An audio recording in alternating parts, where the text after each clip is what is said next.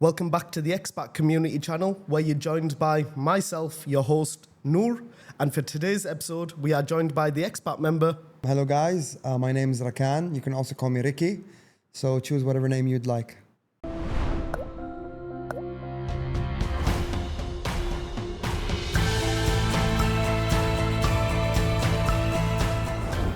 You said to begin with, you mentioned two names of yours. Now, of course, your full name is Rakan, but your nickname within, is it just a nickname you thought of yourself, Rikki, or where did Rikki come from? So basically, Rikki has a long story to it. It started off before the motorcycle club. It was a nickname given to me back home by my cousin. It started off as a joke, and then this joke just gradually grew. And everyone started calling me Rikki, and just grew on me. And Rikki started having his own character, you know, away from Rakan. Like Rakan is a different kind of character, and Rikki within his friend groups, the community he hangs out with, has a different kind of character. But then it got linked up with the biker thing, you know, biker communities and mentality and all, and personality, and it became just a very big part of who I am. So a lot of people do call me Rikki. They don't call me Rakan, and that's more of the name that I'm used to, you know, being called, especially in the biker community. Like for an example, bear in mind, just like a point, my family don't call me Rikki. Yeah, I could sort of guess. There's no nicknames with your parents. Rikki is not a nickname within my, like, the elders of my family, like my mom, my dad, my aunts, my grandfathers, my grandmother.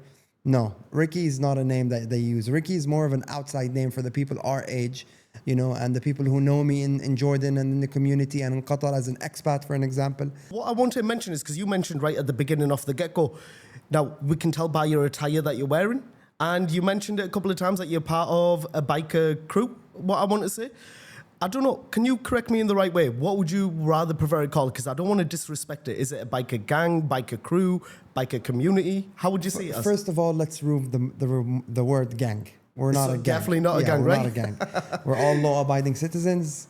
We're a motorcycle club, you know, and it's there's a standard and there's policies for being a motorcycle club, and we're not a group. So okay, I'll just explain this really quickly. So you have two things in the biker community world. We're talking about the Harleys in general, like cruisers, not speed bikes, not sport bikes. So you have a riding group and you have a motorcycle club.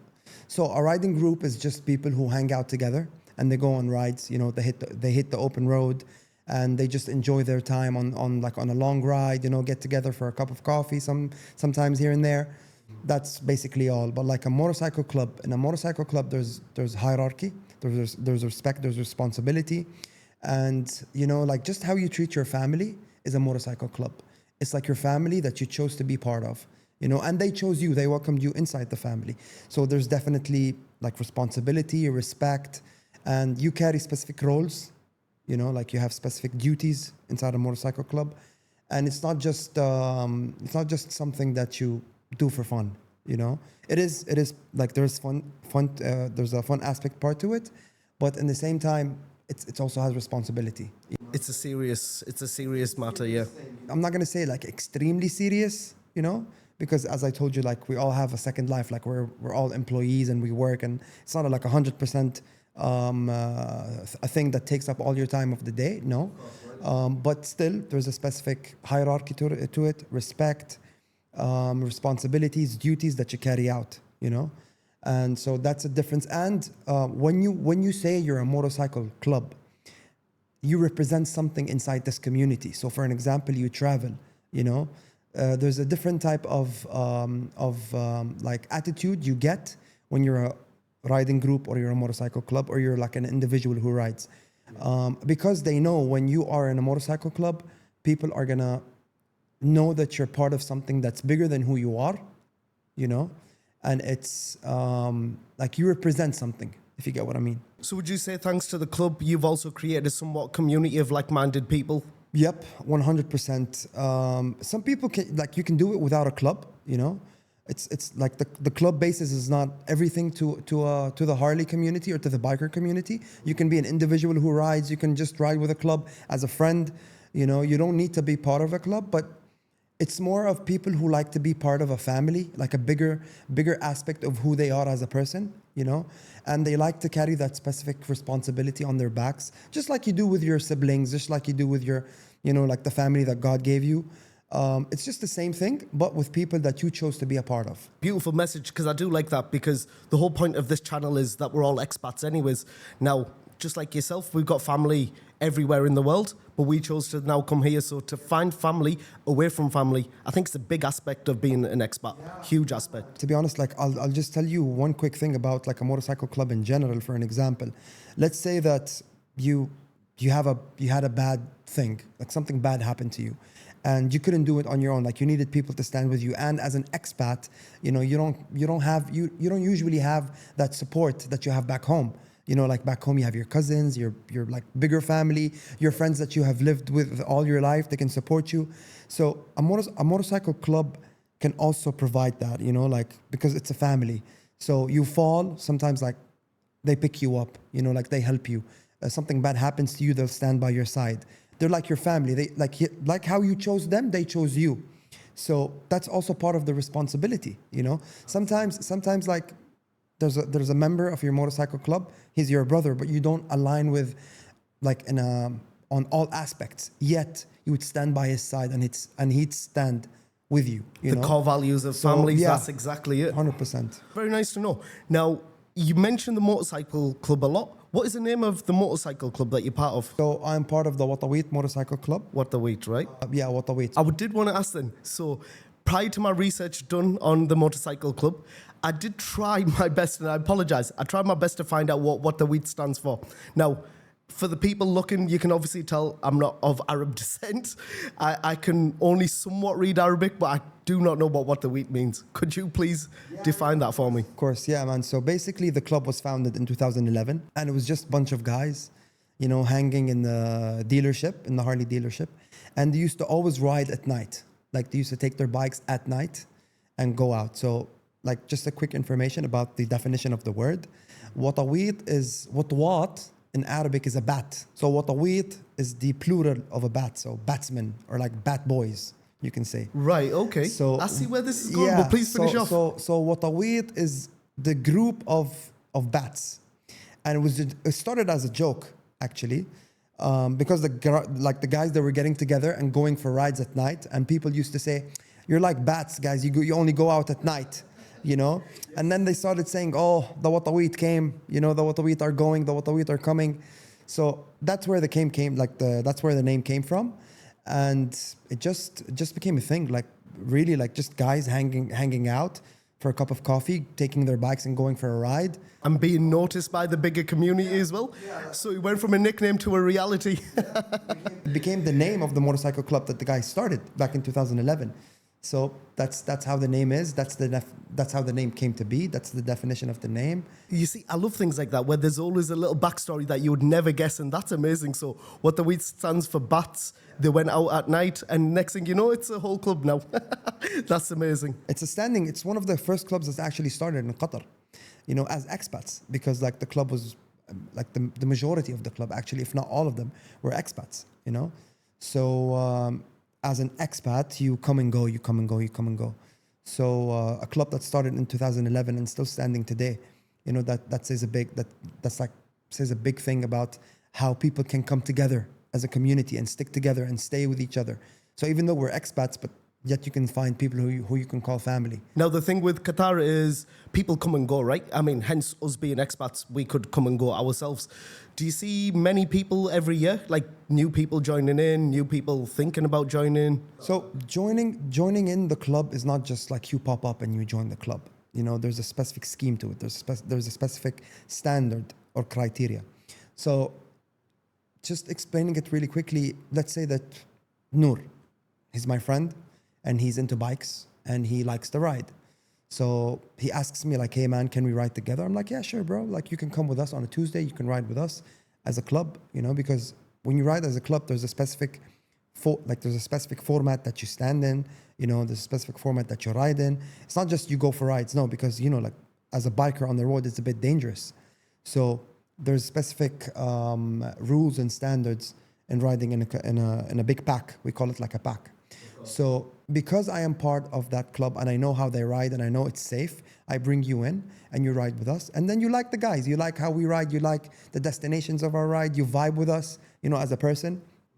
Far away from the club, by the way, just human beings, You slowly, gradually become friends with us, You get to know this person, and you start having like a bond with them. And then you like the idea of being with them or being part of who they are. You share the same message, for the world. You share the same standards of life. And you ask like, hey guys, is there a possibility that I can become part of this family? And the club takes your request into consideration. They analyze and they say like, okay, does he fit with us as a human being, as a friend, as a part of this family? Will he carry out his specific duties and responsibilities? Of course, the person who got you in riding will explain this, prior to that, So you would have that idea in your head and you'll be acceptant, like you have, like you're accepting it, So they welcome you in the club as a prospect. A prospect is like you're in your early stage, you're being tested in a way. So just like how you start in any kind of job, they give you that 3-month notice probation period.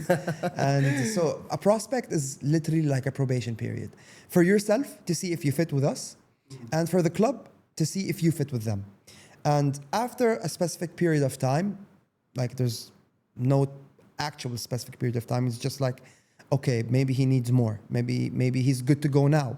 So let's say from 5 months to a year, can go up to a year and a half, 2 years, for you to show that how like willing are you to be part of this family, how much responsibility you can carry to help this family grow. And based on that and your commitment to the club, they welcome you in as a full patched member. So like a full patched member is a member who is part of the family. Khalas. He's with us, he's a brother. I don't know if the people and like if everyone knows that in the biker community, the word brother is used a lot, because if you ride with me, if you ride next to me, you are my brother, because in a way or so I protect you and you protect me from harms, right? So you become my brother instantly. Like as soon as you enter into my club, you're my brother forever, even if you leave the country and you go back to like you go to England or you go to bond you build together, right? Forever, It's a man. brotherhood, yeah, man. it's forever. It's a brotherhood. Literally, that's the definition of a motorcycle club. So you become a full patched member. You're part of the family, and then you just keep growing in the ranks based on this topic. So I'll just quickly tell you the ranks of an MC. Please go ahead. Yeah, So it's it interesting. starts off with the president, which is usually the founder. Sometimes the founder like steps down of being president, and another president comes in, which is the vice president that is elected by the president. And then you have the community. The officers, like we call them, the officers committee of the club that regulate the most important things in a club. You have someone called the sergeant at arms. He's the person who makes sure that all the laws are being enforced in the club. No one is doing anything outside the lines. You have the treasurer. He takes care of the financial aspect of the club. You have the activity officer. He's the one who plans the activities for the club. He takes care of all the rides, the destinations and travels and inside Qatar and inside the Gulf and outside the Gulf. And you have myself. As you guys can see, I'm the general secretary. Oh, lovely. So that's your rank within. Yeah, I am. I have this rank within the club. I'm part of the officers committee. So what the general secretary usually does is he handles the things within the club, meetings, minutes of meetings, what have been discussed. He takes care of the members, and anything that has to do within the club. That's his role. And then comes the other fully patched members who are not part of the officers committee, and then comes the prospects, who are in the period of transitioning and becoming a full patched member or a brother. And then you have our friends, people who don't wear a patch, who just ride with us. So that's basically the hierarchy of a club. Well, it's good to know this hierarchy is it's a very foundation that makes the community or club function as needs to be. So that's amazing to know that you've got a structure there to help support not just the club, but everyone within it. I wouldn't have thought that all this thought was put into a club. Now, that is in no way disrespect to the club itself. It's just I've never thought of a club to have all these procedures in place, you know? No, definitely, I understand. Yeah, it's like you just see people riding together, like okay, a bunch of bikers just on their bikes and riding. No, In this sense, I'm a layman when it comes to the motorcycle club. I would have literally just thought, oh, hey, bro, what you doing on the weekend? Let's ride up to Lucille. I would have thought. it happens. It happens sometimes. Like your friend, he's bored. Like, hey, bro, you want to go for a ride? We go for a ride, you know, like, or he hits up the club. Hey, guys, like, who's down for a quick ride, coffee or something? It happens. But on the other hand, you have the club mandatory rides. You know, for us, it's Tuesdays and Fridays. So you would definitely see us on the road on Tuesdays and Fridays. Tuesdays at night, Fridays in the morning. Now, I will come back to this point in just a second because there's a lot I want to ask you about that when you go out for rides with the club, etc., other people joining in. But I do want to ask you a personal question to begin with. So I find it amazing that you found your community there and you've actually made it up the ranks yourself. How on earth did you find Wataweet to begin with? It's a funny story, actually. It's kind of a funny story. So, like, my friend and I, he's my colleague, you know. He was my colleague. We were like, we were into getting our Harleys, and we started with the smallest bikes ever, you know. Was this a new hobby that you wanted to get into, or were you always thinking about bikes? I've always had the biker mentality ever since I was young, but I couldn't get one in Jordan because my mom wouldn't let me get one. So I bought the first bike in secret, actually. Yeah, my mom didn't know. Here or back in Jordan? No, here. All right, okay. Here. So like 6-7 months, she didn't know that I had a bike. And then she made me promise her that, like, not to lie if I do, or like if I do have one or not. I told her, Mom, I've had it for like 8 months. At least you didn't lie, though. Yeah. So I didn't lie at the end, but in the beginning, I just hit the story, you know? That's it. It's not lying. You hit it. I just hit the story. You know how's the relationship between a mother and her son Of course, when it comes to his safety. The only thing I can relate to you on that is I fully get it because back home in England, it's much cheaper to insure a motorbike than it is a car. But then the dangers behind a motorbike, I do understand it, but yeah, my mother's said everything to me, so I fully understand. No, your life is more precious. You're going to get a car, not a motorbike. I've been schooled a lot in Jordan. Like, she made me promise her not to think about getting a bike. Because in Jordan, I'm from Jordan, and it's more dangerous than actually riding in Qatar. Qatar is more like organized when it comes to roads and stuff like that. So I'm not gonna say it's 100% safe, but it is safe, to be honest. And what I got to know is people do understand that you're a biker and they need to, you know, keep the space and all. I hope it becomes better, you know. But over time, maybe. Inshallah, yeah, inshallah. But in general, to be honest, it's somehow safer than Jordan. So just to go back to it then, so you hid it and then ended up telling the truth to your mum. What happened after that? I got the bike, and my other friend, who was my colleague, he got the bike too. So we started doing just, you know, like rides around the building, you know, just to make sure that you're comfortable on the bike and everything. Then we started doing like on a highway, you know, you go to the end of the highway and then come back. And then we were like, okay, where does the biker people hang out? I don't know if you know Qatar Sports Club, QSC? Yes. Yeah, that's the majority, that's the place where the majority of the bikers go to. So we're like, okay, let's go there and see for ourselves. If we can find a couple of friends, you know, talk to and whatever. So we go and we're having Karak at Puri and Karak, if you know Puri and Karak. Yeah. And I just see 7-8 bikes, you know, like just stop. They all park their bikes, you know, and they form a specific formation. And I look at them and they look so well organized, you know.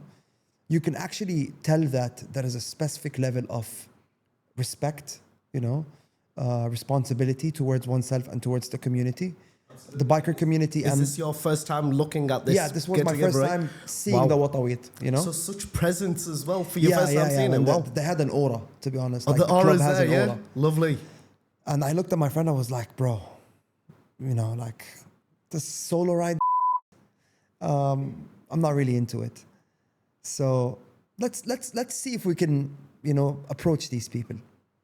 My friend, out of nowhere, the next day, takes up his phone, Instagrams Wataweet, opens the DMs, sends a message, and the guys were so respectful and so loving that they were like, hey guys, we have a ride next Tuesday, So please join us. So we went up.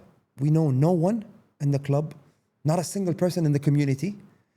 We said hi. They welcomed us with open hearts. They took care of us in the pack, you know, when we went on a ride. And ever since that day, we just kept on going. Every ride, being there, you know, every time there's an activity, there's a club get together. Slowly, we found ourselves loving the idea, the responsibility. We approached the club of, we want to become members. So we went into that prospect period, and then we got fully patched. And both of us actually now are part of the officers committee. Oh, wow. Yeah, so because the dedication you show and the love and the responsibility you show actually gets recognized, you know? And as you said, like, we're a family and we love seeing each other grow. So when you grow, people are gonna like cheer you on for your growth, and they're gonna stand with you, you know, and be there for you. So that's the story of how we got to know Wataweet, from a simple karak drink, you know, on a random day. We saw a very dedicated club who has aura. And that's how you went and joined it. That's how we became part of the family. Now, you said they've been open since, well, I say open, they've been founded since 2011. When did you find yourself joining? 2023. 2023. Oh, wow. So obviously you weren't there from the beginning, but the fact that you've made it up the ranks from this, wow, hats off to you, man. Yeah, hats off to you. It's 3 years because like there's, okay, so you become a member. The first year you cannot like apply of becoming an officer, you know, because you're still new, you're still getting the idea, you're still understanding the aspect of the club itself. Yes. Then after a year, they start, like, you start acting in the title that you want to be, and then the club sees that, okay, like, this guy really fits in this place, or he fits in this place, and then they start guiding you, you know. Also, I was just going to ask, actually, is the support there to see where you fit in? Yeah, of course. Like, for an example, they see you're very like hyper, like, you're a hyper person, you love activities, so they will start, you know, like, putting you in the activity officer lane, and they will help you, and they will support you because you kind of like ask to be elected as an activity officer, and then comes a voting.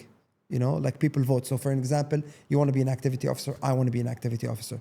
So we put down our names for the title, you know, for the officer title. Yeah. And then the club, like, analyzes and judges, oh no, Noor might be better than Rakan in being the activity officer. So they will vote for you. And no harms. Like, if I lose in voting, bro, I would love seeing you as an activity officer. You know, it's so not everyone's like still backing each other up, man. That's lovely. That's lovely. Because we live in a world where, obviously, sadly, there's a lot of hate, even from your own people. So to know that people are there backing you up regardless is a lovely thing, man. That's to be lovely. honest, like, I've seen people actually aim for the same officer's title, and the other gets it, and the first person who congratulates him is the person who was his rival.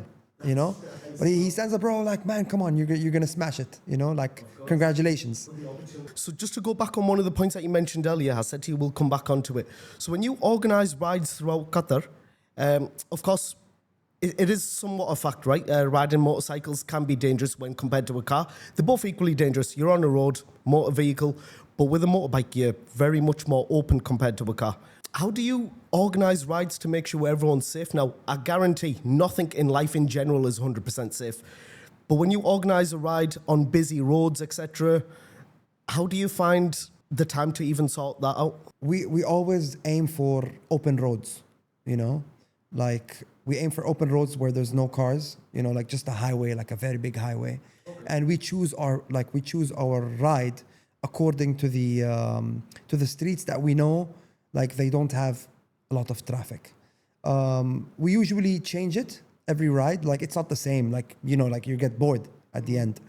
So we always aim for, like, high roads, you know, like, long roads, long rides, where you get out of the city. You know, you're not riding in the city, you're out of the city. Okay. You're on like Al Khor Coastal Road, Dukhan Highway, you know, these kind of roads where, you know, like, cars are very minimal. Yet, I'm not going to tell you it's 100% safe, but how we organize ourselves is no one rides based on his head, you know. You have the road captain and you have the guy next to the road captain. So we ride in a staggered formation. So it's like one here, one here, one here, one here, one here. You know, it's like a staggered formation. It's good that you mentioned that actually, because I've seen videos of you all riding, and just like you said, I do see one bike there, one bike there, one bike there, like you said. Oh, well, that's interesting. So the more you know. Of course, like when you know it, you would understand. Like, because if you understand how they ride, you would like accompany yourself to safety, for yourself and for the bikers. You know, because as a car driver, if you understand the biker mentality and how they ride in open road, you would understand what is the measures that I need to do to stay safe and keep them safe. So you have the road captain, he's the leader of the ride. Then you have his wing. So for an example, let's say that the pack is riding in the middle lane, okay? And the road captain wants to go left. So he signals left for all the other bikers behind him. No one goes left. So there's the last biker at the end is called the sweeper. So the sweeper sweeps the lane and makes sure that there's no car coming behind us. So he closes off the lane where the other bikers can be safe in moving between lanes. So what happens is the road captain signals left, no one goes left. The sweeper checks if there's no cars coming, he goes left. When the road captain goes left, all the other bikers go left. So there's a formation. You don't do it out of your head. You can't move. Because think about it. If the road captain signals left and someone goes out of the lane just by himself and there's a car coming, God forbid, God forbid. It's not going to be a good ending, So there's a specific way where you ride. So on the left, when you want to go right, there's the wing. So the road captain signals right, but the road captain cannot go right because there's someone riding next to him. So he signals right, the sweeper makes sure that there's no one on the right, he closes the road. The wing goes right, and then the road captain goes right, and the rest of the bikers follow the road captain. So it's like literally people moving in motion, Not everyone moving by himself. Of course, because then it would become a mess, right? It becomes a mess. And the most beautiful thing about a pack is when you look at the pack and they're all in sync, Right. That's visually yeah, pleasing, like right? you love it. Even though as a biker, you look in your mirror and you see your fellow friends or brothers moving in motion. It's such a beautiful scene, to be honest, because everyone carries self-responsibility, because if you don't, you're actually putting the person next to you in danger. You need to understand the responsibility that you carry as a biker. If you don't, it's dangerous riding with people, If you're riding by yourself, do whatever you want, But not when you're together as a group. There's rules that you strictly follow for it. That's amazing to know that you've got that in place, I did not realize. Like I say, this is just me being a layman when it comes to it. I literally thought you'll just ride together, right? You know what I mean? So, wow, it's amazing to know there's stuff in place to make sure that everyone's safe within the group and as well as others as well. Because remember, you're not the only one on the road, so you're making sure everyone's good. That's a beautiful way, man. I like that. Thank you, man. Thank you so much. Not just us, by the way. It's the community, It's the biker community in general. It's not just Wataweet. It's a thing in the biker community. Because as you said, you're an open road, you're a free bird. If your body is exposed, anything that happens to you will harm you. It will harm you. Yes. So you need to carry out self-responsibility. It's the most important thing as a biker. So one follow-up question I want to ask you. So I'll give you just a quick backstory about me. So when I ask you the question, why do you do this for your enjoyment or what do you get out of it? Let me just tell you a quick thing about me. So I'm a big gamer. I love playing games, right? Now I play a very stupid old game called Old School RuneScape. I don't know if you know. I know it, yeah. I used to play when I was young, yeah. Well, I still play it now and I'm proud of it. But the reason why I play it is the enjoyment I get out of it when you're grinding the game, leveling up, and you finally find an item that you've been spending hours trying to get and you finally get it. I get enjoyment out of that, right? So what enjoyment do you get out of going down a long road, meeting up with the brothers? Why do you do what you do? It has a deep meaning to it, actually. It's freedom, It's you're on a bike, you're riding, you're just like a bird. You just keep riding. It's open road, it's just you, the bike, and the road. Sound of the engine, your mind just shuts off, and you're just like enjoying freedom. It's that is the biggest aspect of it. Like freedom. People think that being a biker is like you're an outlaw and you're like a gangster or something and you're dangerous. No, man, I know bikers who are so sweet, man. They wouldn't hurt a fly, you know? And it's just that aspect of belonging, you know, to something, and the freedom that you get from the bike, you know, and that feeling of knowing that I'm literally like a bird, you know. I take my bike, I go wherever I want, you know. I cross borders, you know. I go, let's say, into Saudi, into UAE on my bike, you know. I'm just literally like a bird, not in the sky, on the road, you know. That's the biggest part of it. And community. So you know how there's like extroverted people and introverted people. Absolutely, yes. Bikers in general are extroverted, Harley bikers, because being a Harley biker has two aspects of it: freedom and community. You need to be part of something, you know, be part of something bigger than who you are. Having friends, having family, you know, enjoying a cup of coffee with your fellow brothers, you know, just talking, laughing, you know, serious conversations or, you know, like dumb conversations, whatever. Just belonging to something that's bigger than you. Because if I am a biker in Qatar and I travel, let's say, to the US, you know, and another biker meets me and he asks me, oh, what do you do? I'm like, I ride bikes. And he's like, oh yeah, really? What bikes? Harley. Oh my God. We automatically become close, you know. Hey brother, like I have a spare bike. Let's go for a ride, just you and me. You know, we become like extremely close just by mentioning that you're a biker, you know. Like I don't need to know you. You're a biker, you're my brother. Yeah, something in common with you that really gets you together. It's just like this family bond, you know. I've been to Italy, you know, riding in Italy, and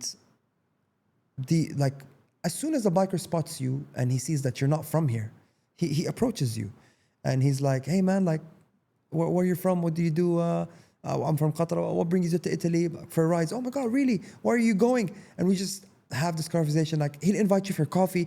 Anywhere in the world, doesn't matter. Man, but anywhere, the biker brings you together. Anywhere, just like biking brings you all together. You know, What made you want to visit Italy? Was it specifically to ride, or were you a holiday? No, we have friends in Italy. Oh, okay, who we go and we meet and we ride with. But Italy is a beautiful place to ride in, man. I can imagine the views, just riding, feeling like a bird, like you said. I can only imagine that. But wow, the back road, you know, all these like curves and twists. Just a beautiful country in general, to be honest. One thing I want to mention is, ask you. You did quite often say Harley bikes, Harley this, Harley that. Now, my understanding, we all know Harley Davidsons, right? Is it specifically Harley Davidson, or for example, could I just pull up in a Yamaha? Well, when it comes to the MC, you need to own a Harley, you know? Why is that? Harley or a cruiser. Okay. You know, like a cruiser in general. Is a cruiser one of them ones where it has a big front? The front is like huge. That's a touring bike, but it's a cruiser. Okay. You know? Right. It's not a speed bike. It's not an adventure bike. You know. So basically, it's Harley Davidson and Indian.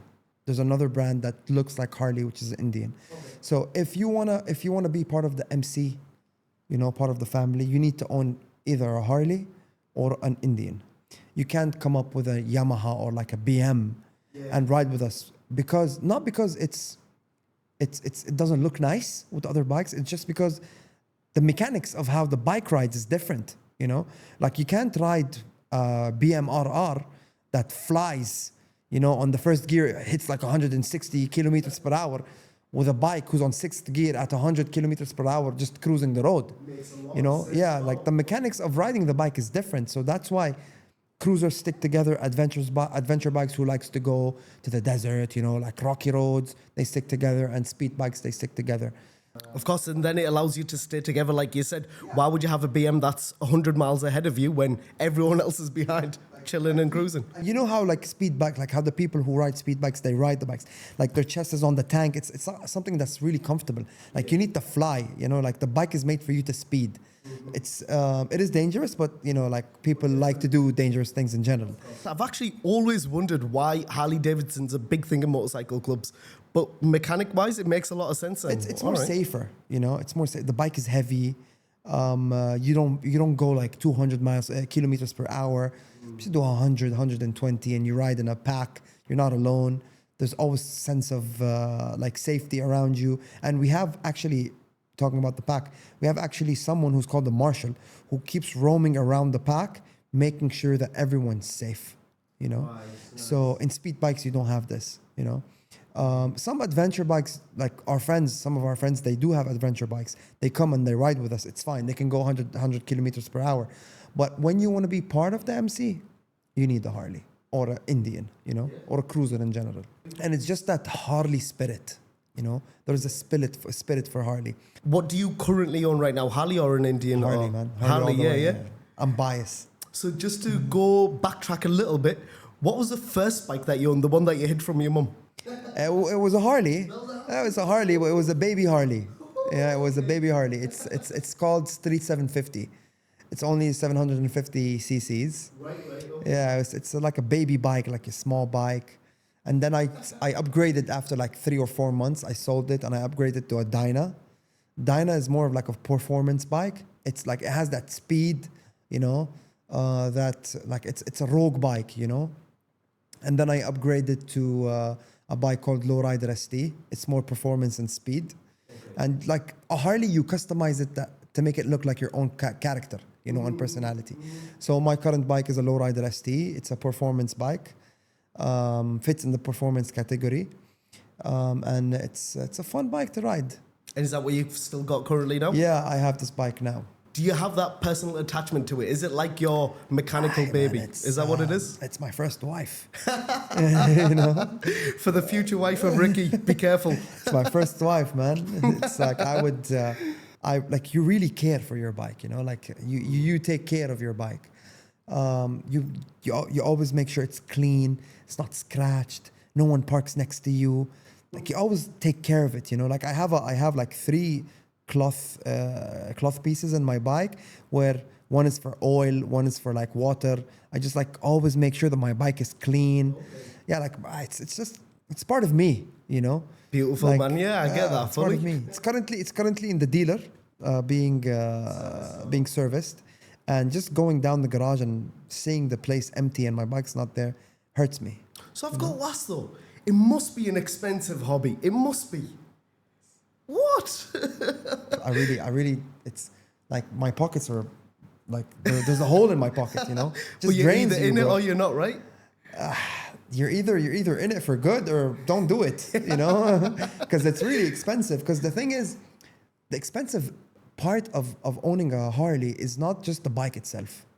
Because you get the bike, let's say it costs you 50,000 riyals, 40,000 riyals. The customization that you do on the bike for it to match your character is going to cost you another 50. So that's why Harleys are expensive. You don't just go to the dealer, get a bike and leave. No, change this, do that, upgrade the handlebar, change the seat, you know, change the color. When you sit on it, this is Rikki's bike, you know, and like you might like, I might know your bike out of all the bikes. I look at the bike, I'm like, this bike looks like Noor. That's why it's expensive. So one more point I wanted to ask you about. So like I said, right at the very beginning, I did ask you with no disrespect, I said, how would Wataweet be known as? Either a gang, a club, a community or what? Like, I will repeat one more time. I meant no disrespect by it. But the reason why I asked that was because unless you know a motorcycle club, like I said, you're the first person I've come across in a motorcycle club. The only other concept I have of MCs are probably movies that I see in Hollywood. And I'm not going to lie to you, Rikki, they're not the best portrayed. You see a lot of movies, lots of series, for example, one being Sons of Anarchy, right? Yeah. And they do a lot of crazy things to say. Illegal maybe, but so unless you actually know an MC person or the club itself, do you think people are scared to know more about MCs or the way they're portrayed by Western media, things like that? Maybe, you're right. Yes, you have a point. But Harley Davidson came up with an idea that like kind of removes that thought of like in people's head that bikers are like gangs and they're dangerous and they're criminals. It's called the Harley Owners Group, the HOG. Okay. So Harley Davidson came up with this idea of any person who owns a Harley is part of a smaller family called the HOG, where people like just ride together as friends, you know, showing the world that we're law-abiding citizens. We just like riding, you know. So yeah, it's just an idea that came after like the people how they used to how they're portraying bikers in general as dangerous criminals, outlaws. The Harley Davidson came up with this idea, and then people who are like into bikes but they don't want to belong to a big group, they want to belong to a very like specific kind of brotherhood, came up with the law-abiding motorcycle clubs. So usually, how do you differentiate between a normal MC and an outlaw MC? So there's two things to it. So one, you might see on their vest they have a 1%.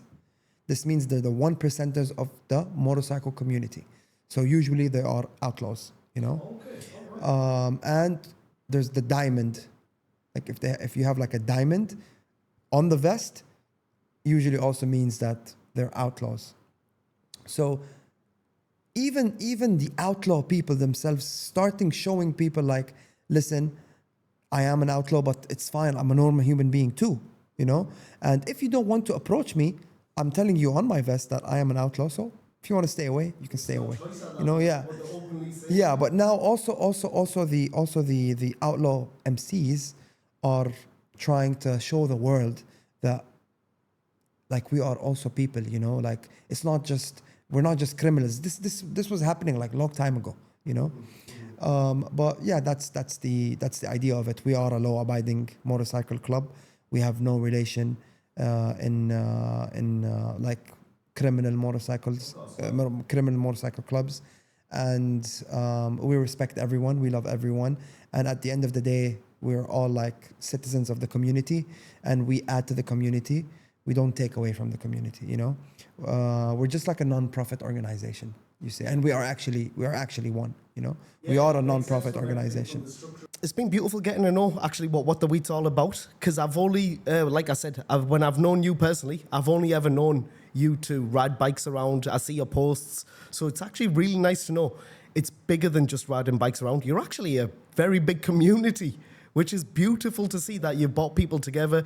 And I'm surprised to see that you've joined in 2023, 3 years on, and now you're still part of a huge family that looks out for each other. I got people who got my back, you know, like forever. You know, they will always have my back, and I will always have theirs. So we're all expats here. You ended up finding a family as well as a community. If someone new wants to come to Qatar tomorrow, for example, and they want to possibly find a biker club or even a chess club, for example, where would you even go about finding these things? Like, your story was amazing. You went for a karak and ended up finding the club. What would you advise someone? My advice is just simple, man. You know, human interaction. If you know someone who's a biker, approach him. You know, tell him like, hey, is it fine if I can ride with you and your friends? It's okay, man. We're human beings and we're gonna always interact together. If you have no one that you know as a biker, for an example, like you can just Instagram, you know, Wataweet, just search for them, search for motorcycle clubs or search for riding groups or whatever, TikTok, Instagram, Facebook, you know, you will come across one of them. And you can just like DM them, send them a message, hey, can I please like ask if I can join for a ride? They're gonna welcome you 100%, no matter who they are, you know? And usually as an easier step, if you own a Harley Davidson can help you be part of the HOG, which is the Harley Owners Group, because every dealer in the world have their own HOG. So you have HOG of Qatar, HOG of Riyadh, HOG of Jeddah, HOG of Dubai, HOG of Abu Dhabi, HOG of London, HOG of Liverpool, HOG of, you know? So it's a worldwide It's a worldwide thing. Yeah, it's a worldwide thing. Like for an example, you're part of the HOG Qatar, you go to Riyadh, they welcome you in the HOG Riyadh and they take you under their wing and you drive with them, you know, your stay in Riyadh, for an example, and then you come back to Qatar with stories of how you met people who became family out of nowhere, you know? So that's also one step. You can just approach the HOG. For us as Wataweet, if you know someone of us, you can just approach us. If not, you can just DM us on Instagram, you know, like, hey guys, I would really like to join for a ride. You're also welcome anytime, any day, any moment, you know. And we just love seeing the community grow, you know, becoming bigger and bigger. We do have a couple of events every year that if you're not a biker but you're interested in knowing about the community and knowing about bikes and seeing very customized, beautiful bikes, there are events such as the Wataweet show, and there's the Qatar Custom Show. You can also search for them. It's an annual event that happens every year in Qatar, both of them. And is that something you all guys go to, or? Yep. We always go there, and for Wataweet, we are the ones that help organize the show. Nice. You know, like we're part of the working team, you know. Yeah, these are your options in approaching or getting to know the biker community and becoming part of it. Yani, inshallah, you know, one day. Well, I'll tell you what, Rikki, it's been lovely talking to you about this, and it's actually been amazing the more I found out about Wataweet. Gone from basically what was in my mind as just someone that's riding with a group to actually knowing, you know what, the structure to it, you all help each other out. It's a family away from family. I really appreciate your time, Rikki. Thank you for coming on. Thank you so much for inviting me and for having me on this podcast. It's lovely, man, first of all, to talk to you and see you since a long time. It has been a long time. And again, thank you for having me, and thank you for giving me the opportunity to actually, you know, like inform or like shed light on the biker community in Qatar and in general. And yeah, that's it, man. Thanks again. Absolutely. Thanks.